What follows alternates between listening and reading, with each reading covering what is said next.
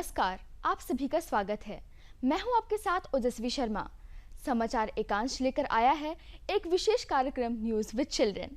यह कार्यक्रम खास तौर से बच्चों द्वारा बच्चों के लिए बनाया गया है। इस कार्यक्रम में हम आपको देश और दुनिया की खबरों से अवगत कराएंगे। तो न्यूज़ विद चिल्ड्रन में सबसे पहले बात करते हैं इस हफ्ते की सुर्खियों की। जर्मनी के 2 दिवसीय दौरे पर पीएम नरेंद्र मोदी G7 बैठक में हुए शामिल। दुनिया के टॉप लीडर्स के साथ की मुलाकात, दुनिया भर के सामने रखा भारत की ग्रोथ का विजन। हैदराबाद में शुरू हुई भारतीय जनता पार्टी की राष्ट्रीय कार्यकारिणी की 2 दिवसीय बैठक। प्रधानमंत्री नरेंद्र मोदी, गृह मंत्री अमित शाह और भारतीय जनता पार्टी के राष्ट्रीय अध्यक्ष JP नड्डा बैठक में हुए शामिल। देश भर में 1 जुलाई से सिंगल यूज प्लास्टिक वस्तुओं के उत्पादन, बिक्री और उपयोग पर लगा प्रतिबंध। रक्षा प्रौद्योगिकी के क्षेत्र में DRDO ने किया कमाल। देश के पहले स्वदेशी मानव रहित विमान का किया सफल परीक्षण। प्रधानमंत्री नरेंद्र मोदी ने जर्मनी के 2 दिवसीय दौरे पर G7 शिखर सम्मेलन में शिरकत की। इस दौरान उन्होंने दुनिया के टॉप लीडर्स से मुलाकात भी की। जर्मनी दौरे पर गए प्रधानमंत्री नरेंद्र मोदी G7 शिखर सम्मेलन में शामिल हुए। उन्होंने G7 समिट के 2 सत्र में हिस्सा लिया। यह सत्र लोकतंत्र, स्वास्थ्य और खाद्य सुरक्षा को केंद्र में रखकर आयोजित किए गए थे। यूक्रेन संकट के संदर्भ में पीएम मोदी ने कहा कि G7 और इसके शिखर सम्मेलन में आमंत्रित लोग वैश्विक तनाव के माहौल के बीच मिल रहे थे और भारत हमेशा शांति के पक्ष में रहा है। उन्होंने कहा कि मौजूदा स्थिति में भी भारत ने लगातार बातचीत और कूटनीति के मार्ग के लिए आग्रह किया है। इस भू राजनीतिक तनाव का प्रभाव केवल यूरोप तक ही सीमित नहीं है। ऊर्जा और खाद्यान्न की बढ़ती कीमतें सभी देशों को प्रभावित कर रही हैं।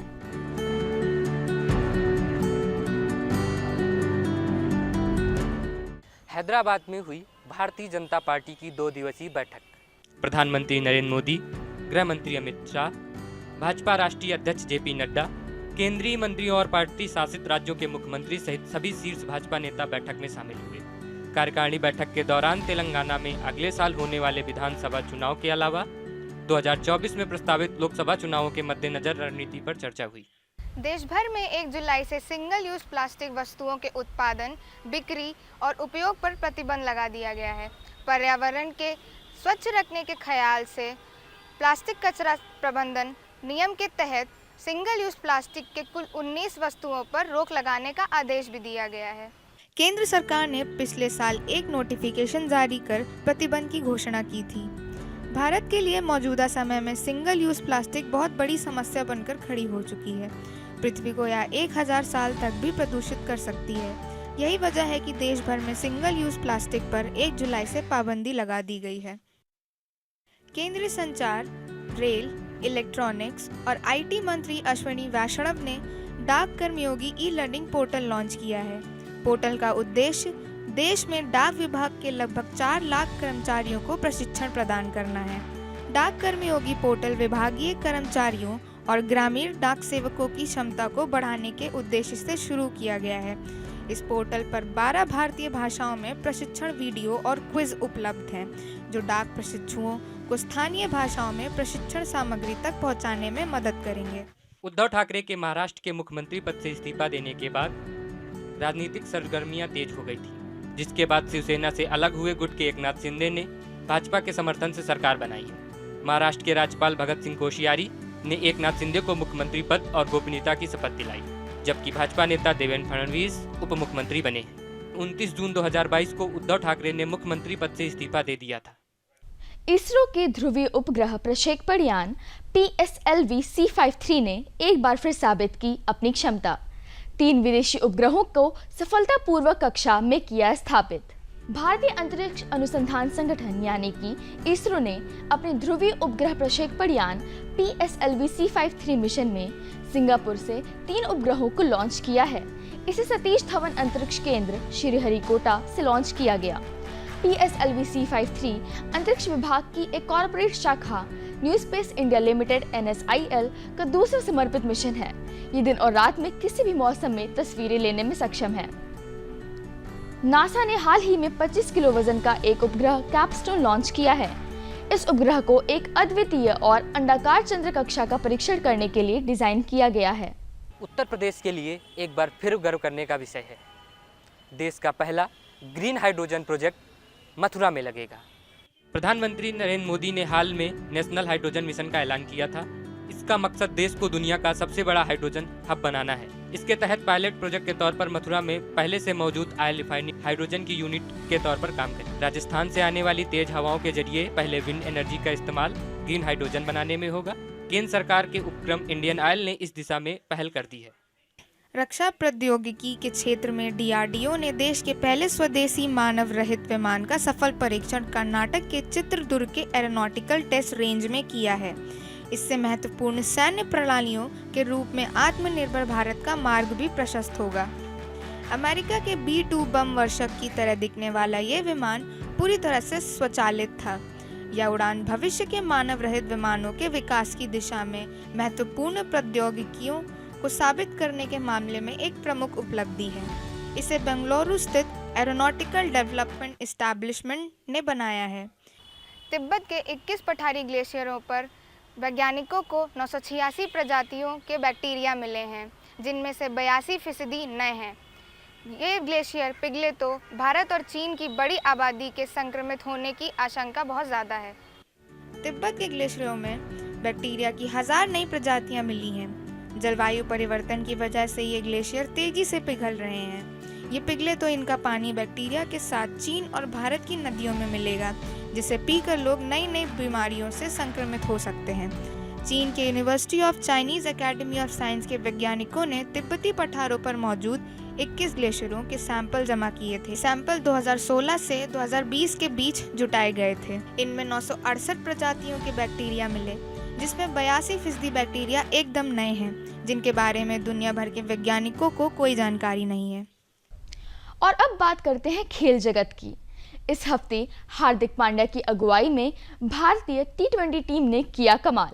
इंग्लैंड के खिलाफ टेस्ट मैच से पहले टीम इंडिया को क्या लगा झटका, और गोल्डन बॉय नीरज चोपड़ा ने फिर जीता मेडल। टीम इंडिया ने आयरलैंड के खिलाफ T20 सीरीज जीत ली है। टीम इंडिया ने सीरीज के दोनों मुकाबले जीतकर सीरीज 2-0 से अपने नाम की। वहीं इंग्लैंड के खिलाफ एजबेस्टन टेस्ट से रेगुलर कप्तान रोहित शर्मा कोविड संक्रमण की वजह से बाहर हो गए। उनकी जगह पर तेज गेंदबाज जसप्रीत बुमराह को इंग्लैंड के खिलाफ टेस्ट टीम की कप्तानी सौंपी गई है। टोक्यो ओलंपिक में गोल्ड जीतने वाले जैवलिन थ्रोअर नीरज चोपड़ा ने डायमंड लीग में कमाल किया। उन्होंने पहले ही प्रयास में 89.94 मीटर दूर भाला फेंककर अपना ही नेशनल रिकॉर्ड तोड़ा और सिल्वर मेडल जीता। और अब बात करते हैं हेल्थ अपडेट की, जो बता रही हैं श्रेयांशी। मॉनसून भारत के कई राज्यों में दस्तक दे चुका है। उमस भरी गर्मी और भीषण तापमान के चलते रिमझिम बारिश ने लोगों को कई हद तक राहत पहुंचाई है। अब मानसून और बदलते मौसम के चलते कई स्वास्थ्य संबंधी बीमारियां अपनी रफ्तार पकड़ेंगी। इस समय ज्यादातर फुल स्लीव्स के कपड़ों को पहने, कहीं भी आसपास पानी ना जमा होने दें। इसके अलावा वायरल संक्रमण भी आम है। बारिश के मौसम में उच्च आर्द्रता कई त्वचा रोगों और फंगल संक्रमण में योगदान कर सकते हैं। वायरल बुखार मानसून के दौरान सबसे ज्यादा होता है। इसमें बुखार आना, सर्दी होना, खांसी, शरीर में जकड़न जैसे लक्षण देखे जाते हैं। इसके लिए आप हर्बल टी का सेवन करें। हर्बल टी एंटीऑक्सीडेंट्स, मिनरल्स और विटामिन से भरपूर होती है। मॉनसून के मौसम में शरीर को डिटॉक्स करना महत्वपूर्ण होता है। इसके लिए अपने बाथिंग रूटीन में नीम, चंदन, हल्दी और गुलाब जैसे एसेंशियल ऑयल को हर्बल पाउडर, शावर वॉश व साबुन के रूप में शामिल किया जा सकता है। देश आज़ादी का अमृत महोत्सव मना रहा है। अपने देश को आज़ादी दिलाने के लिए सैकड़ों स्वतंत्रता सेनानियों ने अपनी जान दे दी। आइए ऐसे ही एक स्वतंत्रता सेनानी के बारे में जानते हैं। आजादी का अमृत महोत्सव मना रही युवा पीढ़ी को आजादी दिलाने वाले वीरों के बारे में जानने की जरूरत है कि किस तरह आजादी के दीवानों ने अंग्रेजों से लोहा लेते हुए अपना सर्वस्व न्यौछावर कर दिया। इसी कड़ी में आज हम बात करेंगे चंद्रशेखर आजाद की। क्रांतिकारी चंद्रशेखर आजाद का जन्म 23 जुलाई 1906 को उन्नाव उत्तर प्रदेश में हुआ था। चंद्रशेखर आजाद का वास्तविक नाम चंद्रशेखर सीताराम तिवारी था। दिसंबर 1921 को जब गांधी जी द्वारा असहयोग आंदोलन की शुरुआत की गई थी, तो चंद्रशेखर आजाद ने सिर्फ 14 साल की उम्र में इस आंदोलन में हिस्सा लिया। इस कारण उन्हें गिरफ्तार कर मजिस्ट्रेट के समक्ष उपस्थित किया गया। जब चंद्रशेखर से उसका नाम पूछा गया तो उन्होंने अपना नाम आजाद और पिता का नाम स्वतंत्रता बताया। यहीं से चंद्रशेखर सीताराम तिवारी का नाम चंद्रशेखर आजाद पड़ गया था। चंद्रशेखर को 15 दिनों के कड़े कारावास की सजा प्रदान की गई। 1922 में गांधी जी द्वारा असहयोग आंदोलन को स्थगित करने के फैसले से आजाद बेहद निराश हुए। उन्होंने देश को आजादी दिलाने के लिए क्रांति के पथ पर कदम रख दिए और पंडित राम प्रसाद बिस्मिल के साथ उनकी हिंदुस्तान रिपब्लिक एसोसिएशन से जुड़ गए। इसके बाद तो चंद्रशेखर ने देश भर के क्रांतिकारियों के साथ अंग्रेजों के खिलाफ मोर्चा खोल दिया। लाला लाजपत राय की हत्या का बदला लेने के लिए चंद्रशेखर आजाद ने अपने साथियों के साथ मिलकर सॉर्डर्स की हत्या भी की थी। चंद्रशेखर आजाद ने भगत सिंह के साथ मिलकर अंग्रेजी हुकूमत को डराने और भारत से खदेड़ने का हर संभव प्रयास किया।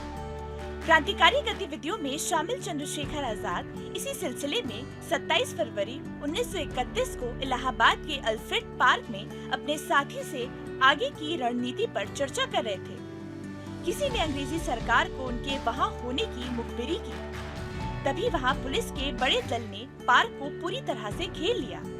चंद्रशेखर आजाद ने अकेले ही उन सब का डटकर मुकाबला किया और भयंकर गोलीबारी में 3 पुलिस वालों को ढेर कर दिया।